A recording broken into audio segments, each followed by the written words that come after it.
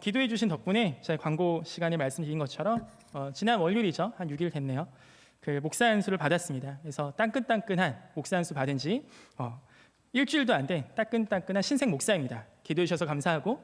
그래서 이제 근데 이게 고민이 하나 생겼어요. 뭐냐면 이제 여러분들 별로 고민되지 않을 텐데 그 저희 집에 같이 사는 5살 한 자매님이 계신데 그분이 이제 울먹울먹하면서 목사 안수식 끝나고 나서 저희 아내한테 물어봤대요. 울먹울먹하면서 엄마 나 이제 아빠 목사님이라 불러야 돼? 아빠라 부르면 안 돼? 이렇게 물어봤대요. 그러니까 뒤에서 어른들이 장난을 치셨던 것 같아요. 너 이제 니네 아빠한테 아빠라 부르면 안 돼. 목사님이라 불러야 돼. 아빠 목사님 됐으니까. 저희가 그 순간 한 시간 동안 엄청난 고민에 빠졌었나 봐. 그래서 아빠를 아빠라 부르지 못하고 목사님이라 불러야 한다는 그 사실 앞에 얘가 좌절을 느낀 거죠. 제가 그걸 보면서 그냥 그 얘기를 그냥 나중에 건너 듣고 나서 그런 생각 들었습니다.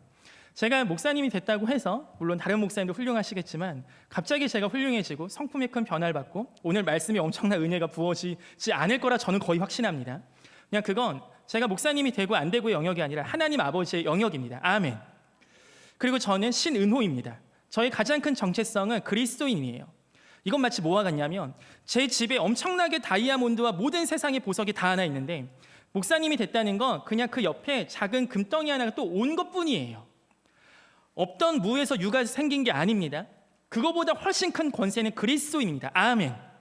사실은 이 권세가 저와 여러분에게 동일하게 있기 때문에 우리는 하나님께서 자녀 삼으시고 백성 삼아 주셨다는 이 엄청나고 위대한 능력이 있는 겁니다. 여러분이 어깨 가운데 그래서 이 교회를 들어오시고 또 예배를 드리실 때마다 저는 이 영적 자부심이 우리 청년들 가운데 회복되기를 소망해요. 이것이 무너지면요 어떻게 이 시대를 살아갑니까? 오늘의 이야기, 이 다윗이 완전히 집이 망했습니다.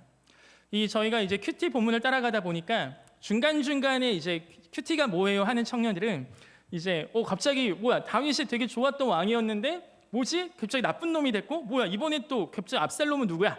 자 이렇게 등장하실 수 있어요. 그래서 요거를 제가 한 5분 안에 좀 줄여서 얘기를 하면 자 다윗이 딱 있었습니다. 다윗 왕. 그의 아들 압살롬이 있었어요. 근데 압살롬이 무언가 잘못을 했어. 그게 무슨 잘못이냐? 한번 지난주 유튜브 설교 보세요. 잘못했어 어쨌든. 그래서 압살롬이 유배 같은 걸 갔어. 근데 다윗도 압살롬 너무 좋아했던 거야. 그래서 이 압살롬을 다시 예루살렘 수도로 불러들여요. 자 그렇게 됐는데 자 잠깐 볼게요. 사무엘하 14장 가보세요. 14장 28절 가보세요. 14장 28절. 어쨌든 이 압살롬이 다시 돌아왔어요. 그리고 제가 읽어볼게요. 압살롬이 이태 동안, 이 이태는 2년입니다. 2년 동안 예루살렘에 있었는데 왕의 얼굴을 보지 못했대요. 그러니까 예루살렘에 돌아오긴 했어. 근데 다윗 왕이 안 만나주는 거예요. 이 당시에 왕자 서열 중에 가장 중요했던 건 왕과 어떻게 친하냐는 겁니다. 왜냐? 그 다음 왕은 누가 지목하냐면 그 왕이 지목하거든요. 그러니까 이 큰 형인 암몬이 없어졌거든요. 그러니까 이 왕권 경쟁에 있어서 압살롬은 굉장히 유리한 위치에 어쨌든 있었어. 그런데 왕이 안 만나주네. 이러한 상황 속에서 압살롬은 어떤 짓을 하냐? 이 압살롬이 지난번 설교 시간에도 굉장히 주도 면밀을 했던 거 기억하십니까? 그 형 암논을 죽이기 위해서. 근데 이번엔 어떻게 하냐면 자, 또 가보겠습니다. 15장 1절 가볼게요. 15장 1절. 그 후에 압살롬이 자기를 위한 병거와 말들을 준비하고 호위병 50명을 그 앞에 세우니라. 그러니까 일단 그 앞에 다윗이 압살롬이 좀 수를 써서 왕을 좀 만나게 하고 왕의 후광을 얻은 뒤에 뭘 했냐면 자기가 가는 곳마다 50명씩 그 호위병을 세워. 왜? 봐야 되거든. 가시적인 효과가 있어. 그러니까 이게 명품 차를 산 거랑 거의 비슷해요. 그러니까 슈퍼카를 타고 다니는 거. 나 지금 잘 나가. 이걸 압살롬이 보이는 거예요. 50명의 호위와 병거를 그 앞에 세우고 다녀요. 그럼 어떻게 하냐? 성문 길 곁에 서서 어떻게 하냐면 왕에게 재판을 청하러 옵니다. 뭔가 억울한 일이 있어. 그 당시에는 왕의 최종 재판권이 있었어요. 그러니까 이 억울한 일을 갖고 왕한테 가는데 압살롬이 부르는 거예요. 야 그거 내가 대신해. 야 그런 일은 왕한테 갈 게 아니야. 나한테 와. 내가 재판관이 될게. 호위병 50명이 딱 옆에 있고 되게 화려하게 딱 있는 왕자가 거기다가 압살롬의 외모를 평가할 때 뭘 하냐면 14장 25절 한번 또 가보세요. 14장 25절 한번 같이 읽어볼까요? 이거는 시작. 온 이스라엘 가운데에서 압살롬같이 아름다움으로 크게 칭찬받는 자가 없었으니 그는 발바닥부터 정수리까지 흠이 없습니다. 요새 여론 중에 BTS 분들 군대 가면 안 된다 이런 여론 있을 정도로 잘 나가시잖아요. 그러니까 이것 같은 분이셨어. 압살롬은 사실 어느 정도야? 정수리부터 흠이 없대. 거기다가 이 머리가 너무 잘 자란대요. 그러니까 이게 행사였어. 머리털을 깎는 게. 깎아서 1년 동안 머리카락이 길어서 딱 그 깎아서 재잖아요. 그러면은 그게 200세겔 이랬대요. 그게 뭐냐면은 2.3kg예요. 지금의 어떤 단위로 치면. 그러니까 머리카락이 2.3kg면 얼마나 무겁겠어요. 그만큼 그 머리도 휘황찬란하게 치장하고 했던 너무나 아름다운 연예인 같았던 분이었어요. 거기다 왕자 50명 딱. 그런 사람이 억울한 삶 다 자기에게로 돌리는 겁니다. 그래서 어떻게 하냐? 보세요. 15장 3절. 자, 보세요. 압살롬이 그에게 이르기를 보라 네 일이 옳고 바르다마는 네 송사를 들을 사람을 왕께서 세우지 아니하셨다 하고 압살롬이 이르기를 내가 이 땅에서 재판관이 되고 누구든지 송사나 재판을 일해서 내게로 오는 자에게 내가 정의 베풀기를 원하노라 하고 왕의 재판권을 이 압살롬이 굉장히 미사역으로 뺏어간 겁니다. 그리고 어떤 걸 하냐? 5절 사람이 가까이 와서 그에게 절하려 하며 억울한 마음을 갖고 있는데 와서 막 들어준다고 하고 정의롭게 행한다고 하니까 너무 고마울 거 아닙니까? 그러니까 막 오 감사해요 왕자님 하면서 절을 하려고 하면은 압살롬이 손을 펴서 5절 그 사람을 붙들고 그에게 입을 맞추는 거예요. 이러지 마세요 이러지 하면서 어떻게 해요? 입을 맞춘 굉장히 친밀함을 표현하는 겁니다. BTS 분들이 친히 안아주고 허그를 해주시고 다 해주는 거예요 지금. 이렇게 하니까 어떻게 됩니까? 6절 이스라엘 무리 중에 왕께 재판을 청하러 오는 자들마다 억울한 사람들이 다 압살롬의 행함이 이와 같아서 이스라엘 사람의 마음을 압살롬이 훔치니라. 여기서 어떻게 표현해요? 훔친다는 표현을 써요. 여기서의 훔친다는 동사가 똑같이 어디에 쓰였냐면 10계명 9계명에 너희는 남의 것을 훔치지 말라고 하잖아요. 이것이 이 동일하게 그 단어가 똑같이 쓰여 있거든요. 즉 무슨 얘기냐? 하나님께서 지금 세우신 왕의 권한과 하나님께서 인정하신 왕의 리더십을 압살롬이 하나씩 뺏어가는데 어떻게 합니까? 이스라엘 사람들 마음을 다 뺏어간 거예요. 이 외모와 그 다음에 자신의 어떤 권위와 이런 모든 것을 활용해서 뺏어간 거예요. 굉장히 용의주도하고 면밀한 친구예요 이분이. 그랬던 압살롬이 드디어 7절 가보세요. 14장 7절 15장이죠. 15장 7절 4년 만에 압살롬이 왕께 아뢰되 내가 여호와께 서원한 것이 있다. 자, 하나님을 덜 먹이죠. 여러분 이런 짓 하면 안 돼요. 나쁜 짓 할 때 하나님 덜 먹이면 안 돼. 자, 여호와께 서원한 것이 있어서 제사를 드릴 거예요. 그래서 헤브론으로 갈게요. 이렇게 얘기하거든요. 헤브론이 어디냐면 우리로 치면은 평양과 개성 정도의 차이예요. 혹은 뭐 서울과 수원 정도. 그러니까 어느 하나의 거리는 좀 있지만 굉장히 수도에 가까운 그렇게 이해하시면 되고 예루살렘에서 밑에 헤브론은 또 어떤 도시냐면 영적으로 의미가 있는데 다윗 왕이 처음에 왕이 됐던 곳이 헤브론이에요. 그러니까 헤브론에 가서 제가 제사를 드릴게요 했는데 그래서 이렇게 같이 가는데 압살롬이 몇 명도 데리고 갔을 거 아닙니까? 중요한 사람들. 거기서 뭘 하냐? 이성계 그 태조 이성계가 했던 위화도 회군 같은 걸 거기서 하는 거예요. 그래서 쿠데타를 일으켜. 거기서 내가 왕이다. 이제 이렇게. 헤브론은 압살롬이 태어난 곳이었어요. 그러니까 자신의 지지 기반도 있었을 테고 굉장히 용의주도 면밀하게 예루살렘에서 했으면 다윗 왕이 듣고 뭔 소리 하면서 바로 쳐냈을 거 아니에요. 그러니까 그것에 그 소리는 들리지 아니하는 헤브론에서 사람들 규합한 다음에 어떡합니까? 그동안 자기가 마음을 훔쳤던 모든 이스라엘 지파에게 편지를 보내서 자 반역이다. 자 일어나자. 이제는 우리의 나라가 세워질 때다. 하나님이 나를 택하셨다. 이러한 식의 이야기들로 이스라엘을 반역을 일으켜서 다윗을 쫓아냅니다. 이게 15장 16장의 이야기예요. 자, 그래서 17장을 보는 겁니다. 자, 다시 오세요. 17장. 그래서 다윗은 도망쳤어요. 어쨌든 도망쳤고 여기서 17장 1절. 자, 1절 한번 볼까요? 17장 1절. 아히도벨이 등장하죠. 여기서 아히도벨을 좀 이렇게 봐야 돼. 아히도벨이 누구냐면 그 설명을 어떻게 했냐면 16장 23절 가보세요. 16장 23절. 함께 읽어볼까요? 시작. 그때 아히도벨이 베푸는 계략은 사람이 하나님께 물어서 받은 말씀과 같은 것이라. 아히도벨의 모든 계략은 다윗에게는 압살롬이 그와 같이 여겨졌더라. 갑자기 생뚱맞게 아히도벨이 등장하거든요. 얘는 누구냐? 아까 압살롬이 헤브론에서 반역을 일으켰다 했잖아요. 그때 같이 갔던 인물이고 이 아히도벨은 원래 다윗의 책사였어요. 그러니까 그 삼국지에 보면 뭐 유비 옆에 뭐 조조가 아니고 제가국명이 있고 그 위나라에는 뭐 사마의가 있고 막 이런 식의 뭐 오나라에는 송건 옆에 그 주유가 있고 막 이런 애들이었어. 그런데 문제는 뭐야? 이 아히도벨이 배신을 때린 거예요 지금. 그리고 압살롬의 편이 붙었어. 근데 다윗이나 압살롬이나 이 아히도벨이 너무나 절대적인 애였던 거예요. 왜냐? 당시에는 지금처럼 무기가 뭐 핵폭탄이다 이런 게 없으니까 이 똑똑한 지략가 한 명이 있다는 게 엄청난 거였거든요. 상대 진영을 파악하고 상대의 정치적이고 정무적인 그 감각을 익히는, 이게 너무 중요했기 때문에 마치 레이더를 뺏긴 거야 사실. 그러니까 우리 진영을 다 알고 있는 지략가를 뺏긴 거야. 그래서 시간이 없으니까 찾아보진 않겠지만 다윗이 이러한 얘기를 해요. 하나님께서 아히도벨을 멍청하게 좀 해주세요. 하나님 아히도벨의 말대로 안 되게 해주세요. 왜냐, 다윗도 아는 거죠. 이 아히도벨이 얼마나 무서운 창략가이라는 걸. 그러니까 당시에 이스라엘에서 가장 똑똑한 애가 아히도벨이었어. 이 아히도벨이 두 가지를 제안했어요. 하나는 뭐냐, 압살롬이시여, 당신이 왕이 된 걸 확실하게 보여주셔야 됩니다. 그리고 이제는 다윗은 완전히 패왕, 다윗은 완전히 힘을 잃은 사람이라는 걸 보여주시려면 어떻게 해야 되냐, 다윗이 남기고 간 후궁 10명과 옥상에 올라가서 백주 대낮에 동침하십시오. 자, 그걸 보여주시면 모든 이스라엘이 다윗은 진짜 힘이 없구나, 그래서 첩들까지 다 뺏겼구나, 이걸 분명히 알 겁니다. 압살롬이 이건 너무 좋아했어요. 실제로 그렇게 행합니다. 그게 16장까지 이야기. 두 번째, 아히도벨이 또 하나의 비밀 주머니를 딱 펼치는 거죠. 그게 뭐냐, 저에게 12,000명만 주십시오. 이미 계산 끝난 거야. 지금쯤이면 다윗은 어디까지 갔을 텐데 저에게 12,000명 주시면 다윗의 용사들 아무리 힘이 세다 해도 12,000명이면 끝낼 수 있습니다. 다윗에겐 시간을 주면 안 됩니다. 지금 도망갔을 때, 아무 힘도 없을 때, 당황했을 때, 이때 쳐야 됩니다. 그러니까 이게 가장 정확한 계산이었어요, 아히도벨에게. 근데 압살롬도 그렇게 할까 하다가 갑자기 한 명이 또 생각났어. 그래서 후세는 다윗이 도망가다가, 후세야 너는 따라오지 마, 너는 예루살렘에 들어가서 그냥 압살롬의 편에 붙은 것처럼 속여. 그래서 중요한 결정, 특히 아히도벨의 계략을 짤 때 네가 막아내야 돼. 이렇게 다윗이 남기고 간 다윗의 첩자였거든요. 그러니까 마지막에 후세 또한 굉장히 좋은 지략가였기 때문에 압살롬이 부릅니다. 그게 오늘 말씀 본문이에요. 자, 보세요. 다시 5절 가보세요. 압살롬이 이르되 아렉스랑 후세도 부르라, 우리가 이제 그의 말도 듣자 하니까 후세가 얘기를 하는 거죠. 아히도벨의 이번 계략은 별로 안 좋은 것 같은데요.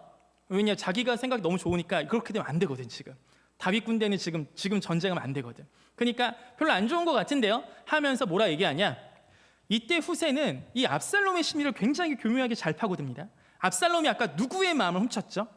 누구의 마음을 훔쳤습니까? 이스라엘 사람들의 마음을 훔쳤어요. 근데 생각해 보세요. 이스라엘 왕은 누가 세우십니까? 사람들이 투표로 세우십니까? 아니면 하나님이 기름 부어 세우십니까? 압살롬이 안 한 게 있어서, 그게 뭐예요? 하나님의 마음입니다. 하나님의 마음은 전혀 생각 안 한 거지. 하나님이 어떻게 생각하시든 아무 생각 없던 거야. 사람들 마음만 신경 쓴 거죠.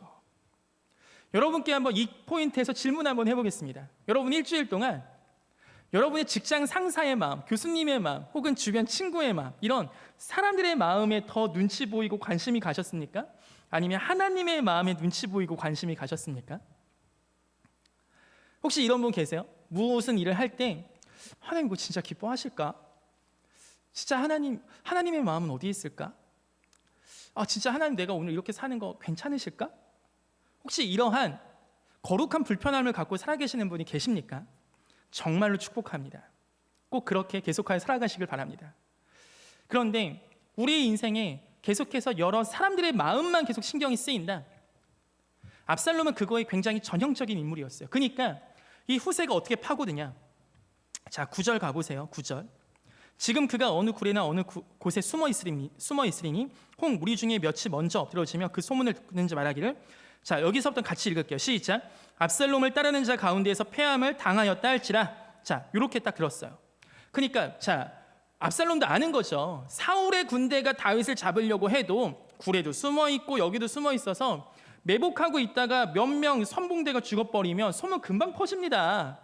그러면 압살롬을 따르다가 죽었네 하면 따르겠습니까? 다 다윗한테 또 마음 가지 않겠습니까? 이게 파고든 거예요. 왜? 압살롬의 마음은 지금 하나님께 있지 않거든. 누구에게 있습니까? 사람에게 있어요.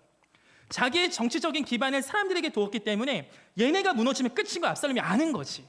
후세가 이걸 교묘하게 파고들어요. 그러니까 참 이러한 거 보면 정말 사람의 지혜도 대단하다 생각합니다.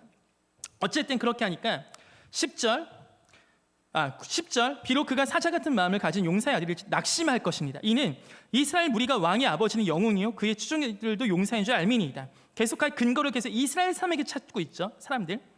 그렇게 해서 어떻게 하냐. 자, 압살롬이시여 이렇게 하십시오. 단에서부터 브엘세바까지. 이게 무슨 얘기냐면 우리로 치면은 백두산에서 한라산까지예요. 그러니까 저 모든 전국의 용사들을 다 불러 모으십시오. 12,000명 갖고 안 됩니다. 다 불러 모으세요. 그리고 다윗을 꽁꽁 에워싸는 겁니다. 그럼 다윗이 성에 숨을 거 아닙니까 이제? 자, 그렇게는 모든 이스라엘 사람 다 모여갖고 성을 다 밧줄로 묶은 다음에 바다에다 빠쳐버리면 되잖아요. 그거 못하겠습니까? 이게 압살롬의 마음을 뒤흔들었어. 왜? 백두에서 한라까지. 모든 사람이 다 내 앞에 모인다고? 그리고 내가 그 앞에 나간다고? 다윗처럼? 왕처럼? 그럼 이제는 다윗이 죽인 자는 만만이요를 넘어선 압살롬이 죽인 자가 만만이라는 구호와 그 찬양과 휘망찬란한 그 영광이 자기에게 오겠구나. 이 마음에 너무 들뜨니까 어떻게 됩니까? 그렇게 하자 얘기합니다. 자, 이 얘기를 듣고 이 본문에, 저희가 오늘 읽은 본문에 나오지 않지만 아히도벨은 머리가 너무 빨랐어요. 그러니까 어떻게 합니까? 압살롬이 자신이 얘기한 걸 택하지 않고 후세가 말한 그걸 택하니까 이 전쟁 끝났다. 몰라도 너무 모르네. 끝났어. 하고서 아히도벨은 짐 싸고 고향으로 가서 목매달아 죽습니다. 왜냐? 이 결과가 너무 뻔한 걸 아니까. 그러니까 너무 똑똑해도 문제예요. 이게 아히도벨의 이후의 삶이었고, 나중에 결국 전쟁이 나서 어떻게 됩니까? 다윗 군대가 다시 압살롬의 군대를 이기고 압살롬은 죽게 되고 다윗이 다시 성을 회복하게 되는 장면으로 끝나는 이야기가 흘러가요. 어쨌든 그럼 오늘 이 본문에서 하나님께서는 우리에게 무슨 말씀을 하실까 했을 때 마지막 우리가 읽은 구절에 대놓고 얘기하세요. 자, 오늘 우리 머릿속에는 여러 가지 인물이 등장합니다. 아히도벨, 후세, 압살롬 등등 등장해요. 근데 14절 마지막에 함께 읽겠습니다. 14절 마지막 절, 14절 시작. 압살롬과 온 이스라엘 사람들이 이르되 아렉 사람 후세의 계략은 아히도벨에 낫다 하니 이는 여호와께서 압살롬에게 화를 내리려 하사 아히도벨의 좋은 계략을 물리치려 명령하셨습니다. 자, 여기서 누가 주체입니까? 이 본문에서 얘기하고 싶은 거는 후세가 똑똑했어, 압살롬이 멍청했어, 혹은 아히도벨이 너무 갔어, 뭐 이런 이야기를 하는 게 아니에요. 사실 뭘 얘기하냐면 이거의 주인공 누구셔? 이거 주체가 누구야? 하나님이세요. 여러분, 이것이 우리의 인생이 되길 소망합니다. 여러분의 일주일의 인생, 오늘의 인생 주인 누구십니까? 제 귀에는 한 명밖에 안 들렸어. 주인 누구세요? 분위기 따라하지 말고 진짜 고백해 보세요. 여러분의 인생 주인 진짜 하나님이십니까? 하나님께서 여러분의 인생을 좌지우지하세요. 자, 요거에 대해서 잠깐만 설명을 하고 넘어갈 게 있습니다. 우리가 흔히 교회 다니면서 이 단어는 들어봤을 수 있어요. 한번 따라해 보겠습니다. 하나님의 섭리, 하나님의 섭리. 이 섭리란 개념 뭐냐면, 여러분 하나님이 창조하신 거 믿으시죠? 아멘이세요? 아멘. 근데 기독교에서는 하나님을 두 가지 개념으로 설명하는데, 하나는 뭐냐? 초월자이십니다. 즉 온 우주 안에 갇혀 계신 분이 아니세요. 우주보다 크신 분이십니다. 아멘. 하나님은 그런 분이세요. 그게 초월자의 개념이에요. 물을 포도주로 바꾸실 수도 있고 물 위로 걸으실 수도 있고 자연 법칙을 만드셨지만 자연 법칙에 구속되지 않는 분이세요. 그러니까 초월적인 분이 하나님, 초월자의 개념. 그런데 기독교에서는 거기서 끝나지 않습니다. 초월자이시면서 플러스 어떤 개념이냐면, 따라하세요. 내 제자, 내 제자. 그게 뭐냐? 하나님이 우리와 함께 하신다는 겁니다. 아멘. 이 피조 세계가 하나님이 창조하시고 얘들아 알아서 살아, 난 자연 법칙만 줄게, 난 끝났어, 그렇게 살아가는 게 아닌 거예요. 하나님은 지금도 살아서 역사하십니다. 이거 믿으십니까? 진짜 믿으세요? 하나님이 태초에만 천지 창조하시고 나서 알아서 실계 태엽 감으신 다음에 알아서 돌아가라, 이게 아니라 지금도 매시 매초마다 하나님의 영원한 개념 속에 현재, 과거, 미래, 지금도 주관하신다는 그 하나님을 믿으십니까? 이게 바로 하나님의 섭리를 믿는다는 거예요. 기독교인이 창조는 많이 믿지만 특히 요새는 섭리 많이 안 믿는 청년들 많은 것 같아요. 보니까 이 내재하심, 하나님이 이 피조 세계의 역사하심, 무슨 얘기예요? 하나님은 예수님을 우리 가운데 보내신 분이십니다. 아멘. 하나님은 교회를 세우셔서 교회를 통하여 세상 가운데 빛과 소금의 역할을 감당하게 하시는 분이십니다. 아멘. 하나님은 주님의 거룩한 제자들을 세우셔서 그 제자들로 하여금 모든 민족 가운데 복음을 전하게 하시고 그 복음이 전해지는 현장 속에 기적을 베푸시는 하나님이십니다. 아멘. 하나님은 사람의 마음을 주관하시는 분이십니다. 아멘. 모든 참새의 목숨 하나마저도 그리스도의 허락이 없이는 땅에 떨어지지 않는 하나님이세요. 아멘. 이게 진짜 믿어지냐고. 이걸 안 믿으면 이걸 뭐라고 하냐? 이신론자라 그래요. 창조하신 건 믿는데 지금은 내 삶에 역사하지 않으셔. 요게 이제. 근데 오늘 사무엘하 27장 말씀은 이 모든 정치적인 일들과 이 모든 전쟁의 역사와 이 모든 암투가 결국 어떻게 귀결되냐면 하나님이 하셨다는 거예요. 하나님이. 다윗의 지혜를 찬양하는 것도 아닙니다. 떠나면서도 그렇게 후세를 보내고 갔더라, 이걸 얘기하는 게 아니에요. 끝까지 배신을 하면 안 된다, 이 얘기도 아니에요. 다윗이 왜 이렇게 됐습니까? 밧세바 사건의 연장선상이에요. 지금 우리가 지난번에 살펴봤던 것처럼. 아히도벨은 사실 굉장히 뛰어난 정무적인 감각을 갖고 대세를 보니까 다 이 모든 이스라엘 편이 압살롬에게 갔어. 그러니까 정치적으로 너무 계산이 끝난 거예요. 이건 다윗이 지는 게임이다. 압살롬이 승리한다. 그러니까 아히도벨은 정리가 끝난 거예요. 아히도벨은 자기가 데이터 정리해보니까 압살롬 승, 난 압살롬 편, 끝, 다윗 끝내야지. 요게 아히도벨의 세상이었어요. 그래서 세상에서 하나님 없이 잘 나가는 사람들은 이 아히도벨의 결정을 늘 할 겁니다.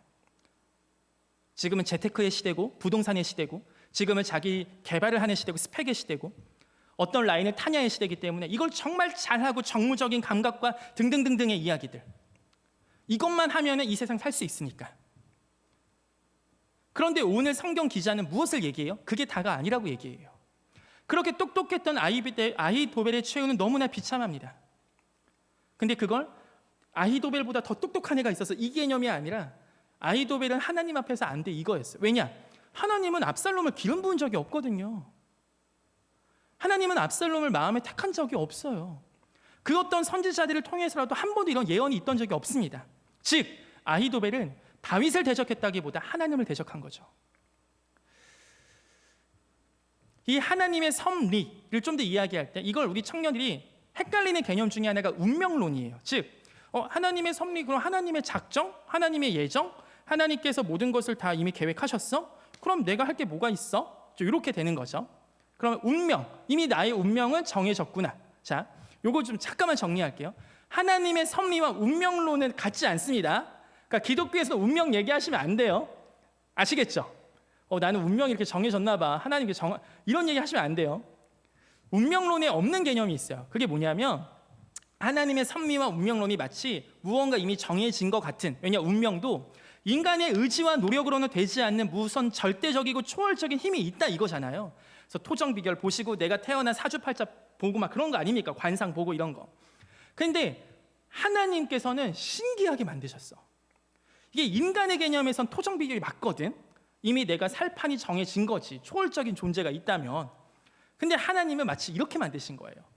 우리가 지금 AI를 만들고 무슨 로봇을 만들고 뭐 대체 휴먼을 만들고 이렇게 만들잖아요. 트랜스 휴먼을 만든다거나. 근데 우리가 AI를 만드는 분들 중에 항상 뭘 합니까? 이 AI, 로봇가 인간 사회를 지배하지 못하게 합니다. 즉 죄를 짓지 못하게 만들어요. 최대한의 에러가 없는 기계를 만들려고 해요. 근데 하나님은 그렇게 안 만드셨어. 유일하게 죄를 지을 수 있는 그 코드를 우리 인간에게만 주셨어요. 하나님을 사랑할 수도 있고 사랑하지 않을 수도 있는, 여러분이 오늘 주일날 교회를 나올 수도 있고 나오지 않을 수도 있는 세팅값이 달라.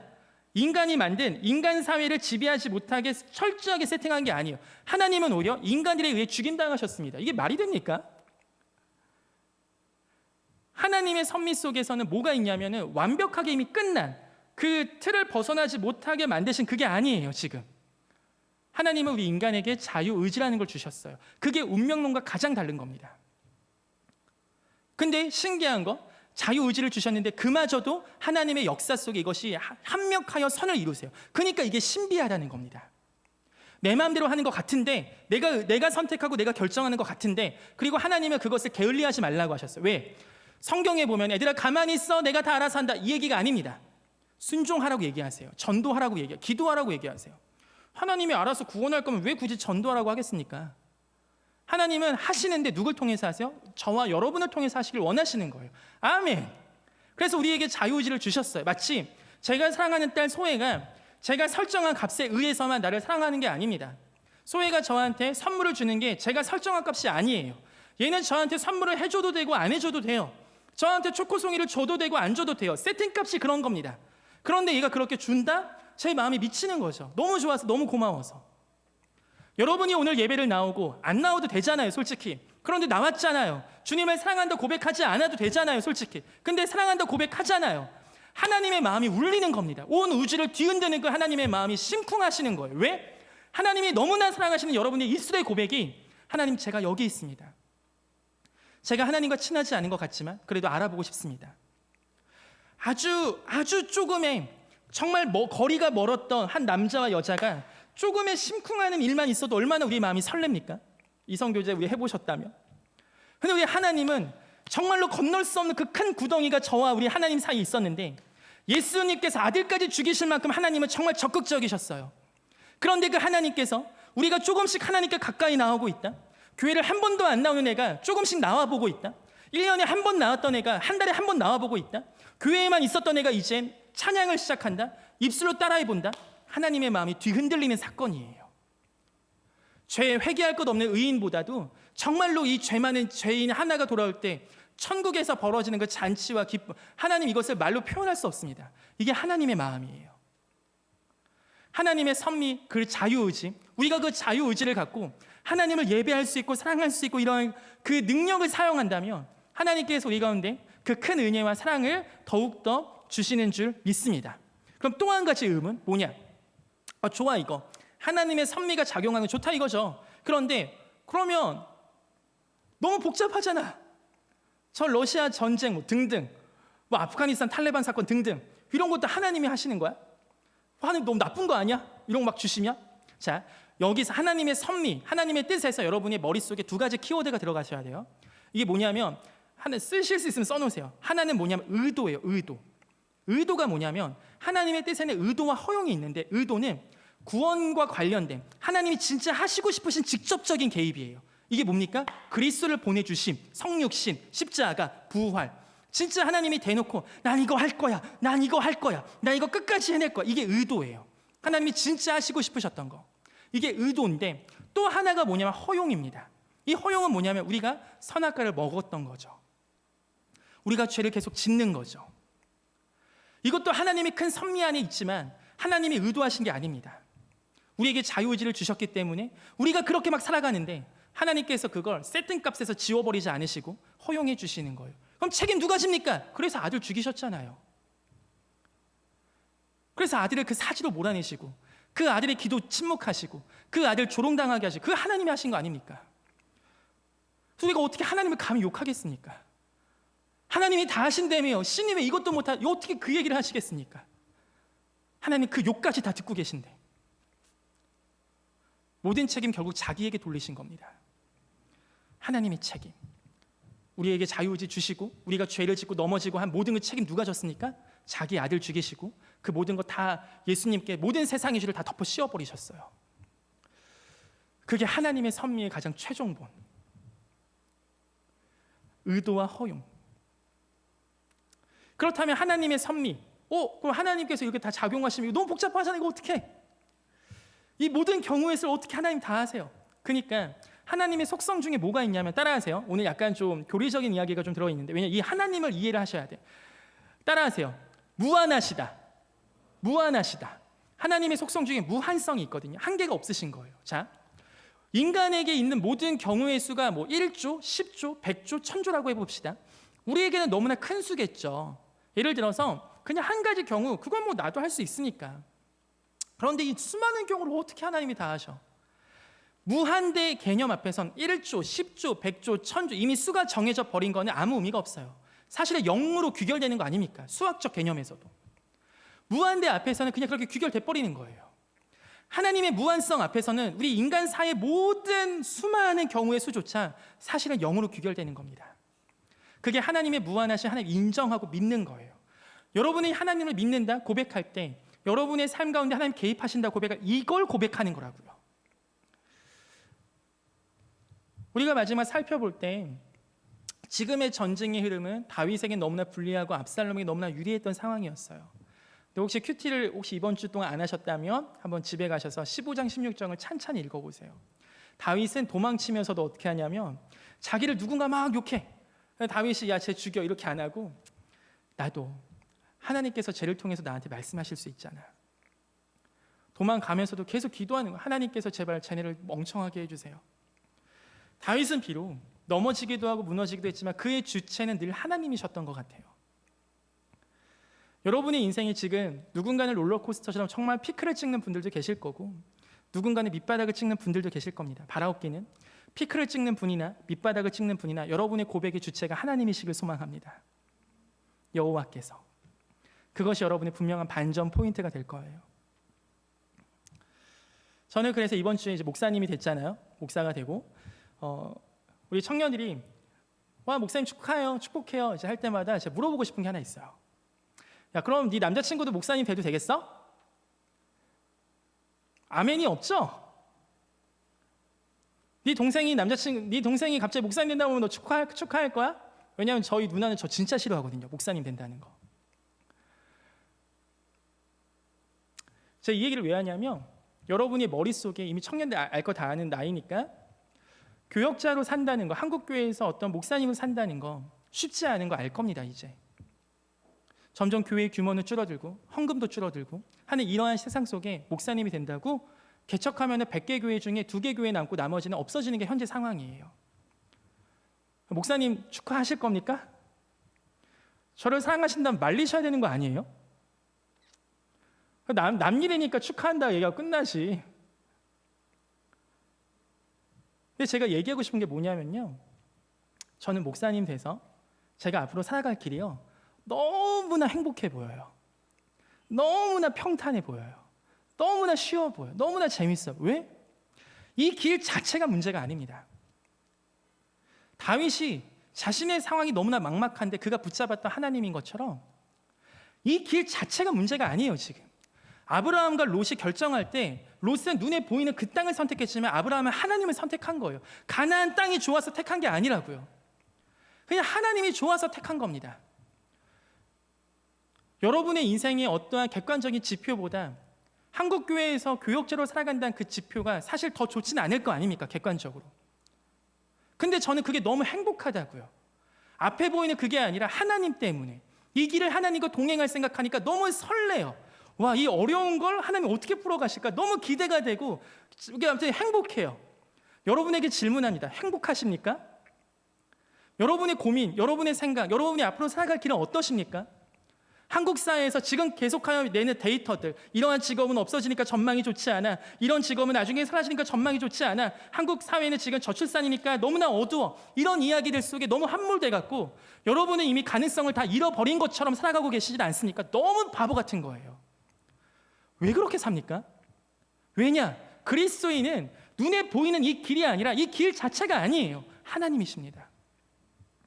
하나님이세요. 하나님이 함께 계신데 광야에도 물을 내신다는 분이에요. 그분은 사막에도 꽃을 피우실 수 있다는 분이에요. 그분은 그 하나님이 나의 편이 되시겠대요. 그 하나님이 나와 동행하시겠대요. 뭘 못하겠어요. 근데 어느 순간부터 청년들이 이걸 뺏겨버렸어. 뭔가 어른들과 너무 똑같아. 저기 눈에 보이는 저 땅, 저 금슬하게 땅, 저 땅이 얼마고 저 아파트가 얼마, 모든 게 다 수치와 모든 게 다 객관화. 그 안에 하나님은 어디 계십니까? 여러분의 삶에 지금 하나님은 어디 계세요? 모든 가능성은 여러분이 어깨가 올라가거나 여러분의 자신감의 근거가 하나님이세요.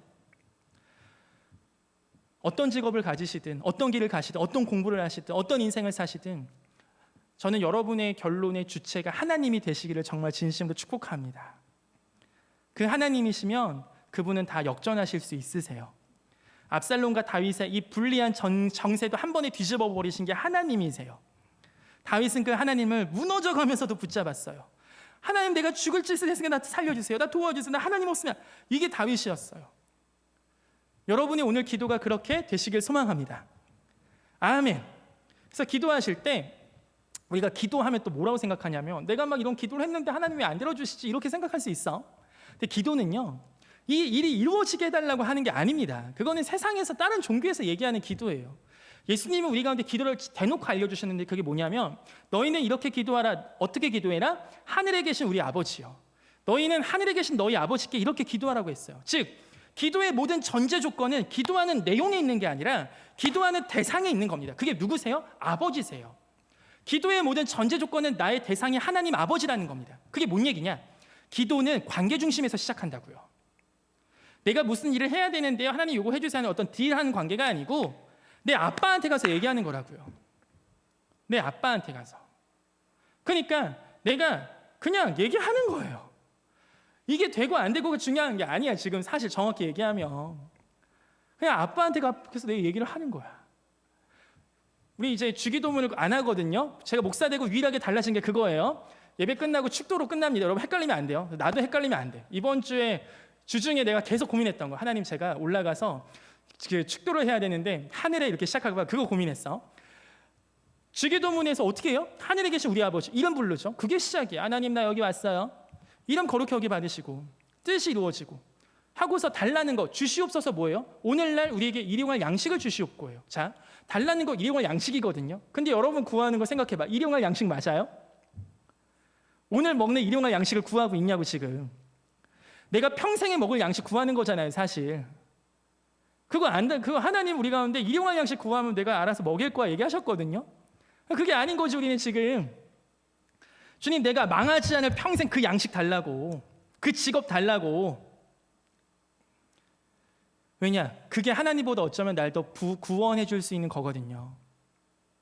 여러분, 이게 세속화예요.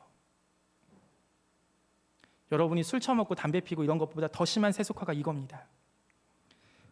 교회 열심히 다녀도 그냥 이거에서 함몰된 채 그냥 구하는 게 다 똑같아졌어. 세상 애들과 다른 게 없어. 크리스천 청년들과 만날 때마다 가슴 아픈 게 이런 거예요. 차라리 술 처먹고 담배 피는 청년들은 오히려 죄성의 마음이 있어. 근데 교회 열심히 일하는 청년들이 늘 대화하고 얘기할 때 그 주제나 이런 게 세상 애들과 별로 다르지 않을 때 제가 그때 정말 그날은 너무 잠이 안 와요. 난 왜 그날 그런 고민 상담 못하지? 목사님, 강도사님, 제가 아프가니스탄을 좀 가야겠는데 어떻게 가야 될까요? 팔레스타인에 좀 복음을 전해야겠는데 어떻게 해야 될까요? 난 그런 고민 상담 못하는 거죠. 왜 나한테는 그런 고민이 안 오는 거죠? 제가 정말 예수님처럼 살고 싶은데 제가 사는 직장에서 어떻게 해야 될까요? 제가 진짜 예수님처럼 살아가고 싶은데 제가 있는 학교에서 어떻게 해야 될까요? 왜 이런 고민은 없고 그냥 세상 애들이 하는 똑같은 거, 그게 나쁘다는 거 아니에요. 근데 그것만 하니까 나쁘다고. 예수님의 12제자 중에 한 명 베드로가 그런 고민 지금 하고 있었겠습니까? 그런 고민하고 있어 예수님 가만히 놔두셨겠습니까? 야, 부활까지 경험했는데 성령까지 받았는데 넌 지금 그 고민 하나 하고 있냐? 먹고 마시는 거 얘기했잖아. 먹고 마시는 거 구하기 전에 하늘에 있는 먼저 구하라고. 이 모든 거 더한다고 약속했는데 아직도 못 믿냐? 여러분, 정말 하나님을 믿으세요. 진짜 그 하나님의 편에 서세요. 그 하나님이 그 어떤 주식보다 부동산보다 여러분 끝까지 책임져 주십니다. 아멘.